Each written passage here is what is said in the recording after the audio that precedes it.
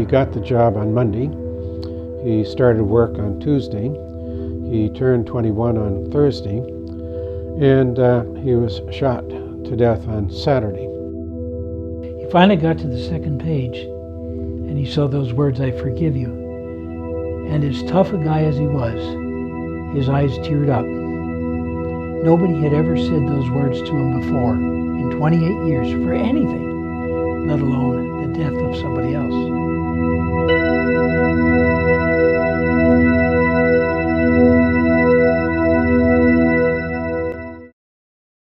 In the United States of America, 34 states employ the death penalty.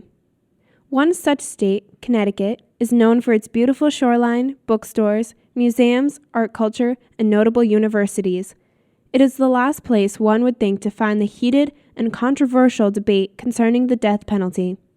And then, it all changed. In the summer of 2007, a horrific home invasion occurred in Cheshire, Connecticut. Jennifer Hawk Pettit and her 2 daughters were killed. After 2 exhaustive trials, both attackers were convicted and sentenced to death. The Cheshire home invasion unleashed a storm of debate about the death penalty in Connecticut that rages to this day. There are currently 12 inmates on death row. However, the death penalty has not been used since 2005, when serial killer Michael Ross was executed. The question still remains about whether or not the death penalty is a form of cruel and unusual punishment, which is discussed in the 8th Amendment of the Constitution. We spoke with Stuart Brush and Walter Everett, whose sons were both murdered in Connecticut. The deaths of Dean Brush and Scott Everett have strengthened the views that these men hold. Brush described how his son was killed. The last job that he got was delivering pizzas for Domino's Pizza in Bridgeport. And so he got the job on Monday. He started work on Tuesday. He turned 21 on Thursday, and he was shot to death in a robbery holdup on Saturday. 3 minority boys got in, asked him for a ride. The boys instructed Dean to go to a lonely part of the city, and there they held him up and they shot him 3 times, but the 4th bullet went through his brain.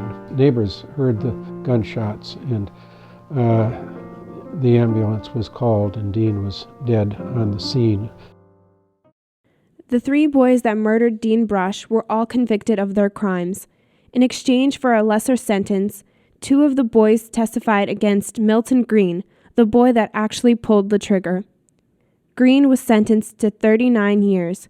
However, because of a violation of the Miranda Clause, he only served a 7-year sentence. Scott was killed on July 26, 1987. He lived in Bridgeport, and he came home late at night, and he had friends who came in with him, and he discovered that his apartment had been broken into. They had trashed his apartment, had stolen some things, and his friends finally got him calmed down. He walked them out to the car. He went to go back into his apartment and realized he had left his keys inside. He pounded on the door and said, "Somebody let me in." And the offender came out of the end apartment. He was high on drugs. He had not slept for almost a week. And he pointed a gun at Scott and he said, "Get out of here or I'll shoot." Scott was just trying to get back into his apartment. There was a little confrontation, and the offender shot and killed him. Scott Everett's murderer, Mike Carlucci, was sentenced to 5 years in prison. On the day of his sentencing, Carlucci apologized for his actions. Everett decided to write a letter to his son's murderer. And spent a page and a half telling Mike how angry I was, and how depressed and lonely I was, and how it was destroying me. And I finally said, "Having said all of that, I want to thank you for what you said in court on the day you were sentenced. And as hard as these words are to write, I forgive you." And those were hard words to write because I didn't feel that. And I've come to realize that forgiveness depends not on feeling good about the other person, but feeling good enough about yourself that you want to heal. Both men find consolation in their line of work. Stuart Brush is a minister at the United Church of Christ, and Walter Everett is a retired United Methodist pastor. Their experiences have solidified their opinions on the death penalty, which fall on opposite extremes of the debate. One, I do find that the death penalty is accepted by the Bible itself. I like the one in Mark 9, verse 42, where Jesus says, "If you offend a little child, it would be better for you if a millstone was tied around your neck and you were dumped into the depths of the sea as a penalty for, now that's the death penalty." I've always been opposed to the death penalty. In fact, I can remember giving a speech in a college public speaking course in 1953. When I spoke against the death penalty in class, I got a reaction as if it was to say, huh? It was like nobody thought that was an issue. But I felt it was an issue because I've always felt that we don't have a right to take anybody else's life, no matter what they've done to us. Both Reverend Brush and Reverend Everett shared their views on the death penalty in regards to whether it is a form of cruel and unusual punishment. I'm not so sure about that. Now, I had two little dogs, Willie and Hannah, and we put them to sleep. In other words, we gave them the death penalty. Cruel and inhumane? No, it was because we loved them so much that we didn't want them to suffer, and they didn't suffer. So it couldn't possibly have been cruel and inhumane. Not as cruel and inhumane as shooting a guy 2 days after his 21st birthday on the streets of Bridgeport. I was talking with one of the state legislators one time. He said to me, "We've got to have the death penalty. This is a frontier society." I said, "Frontier?" We were in Hartford.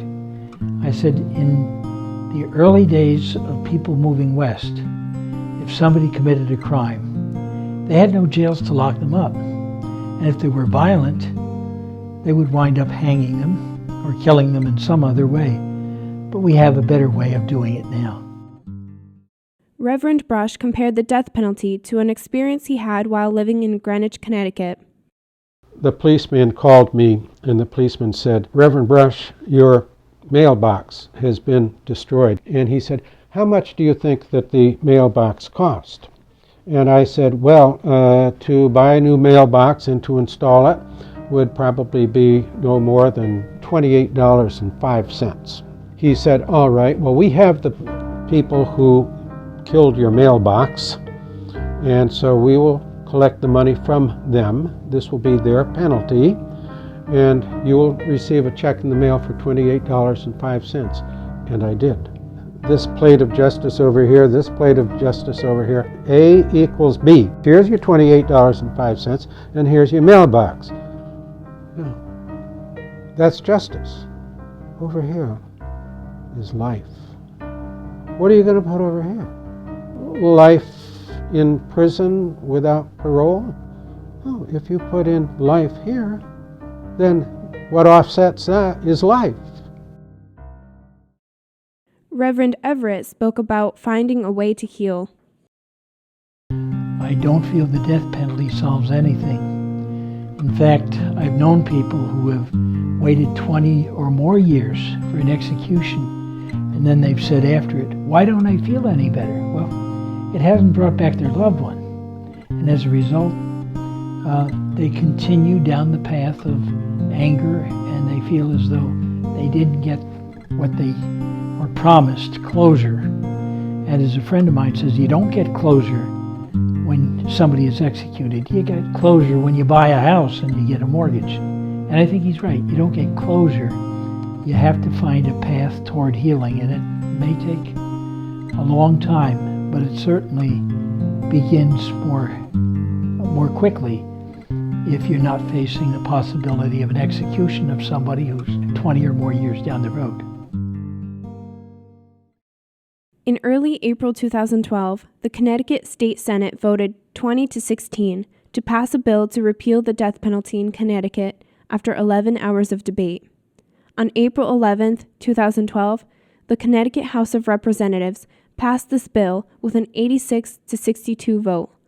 The debate lasted 10 hours. Governor Malloy signed the bill into law on April 25, 2012. Repealing the death penalty will only apply to new criminals. Those that were already sentenced to death will remain on death row. According to a recent Quinnipiac University survey, 62% of Connecticut voters supported the death penalty for murderers, but they were split down the middle when deciding between the death penalty or life in prison without parole. Despite the recent retraction of this controversial punishment, it is clear that those who hold strong opinions regarding the death penalty will always defend their position passionately. Though the political battle is over at this point, the emotional aspects of the death penalty debate will always be strong. When we kill somebody else, we get into the violence ourselves. And it's not only cruel and unusual for the person being killed, it's cruel and unusual for society. I don't think that we can promise these people that they're going to live after they've taken the life. There's got to be the $28.05.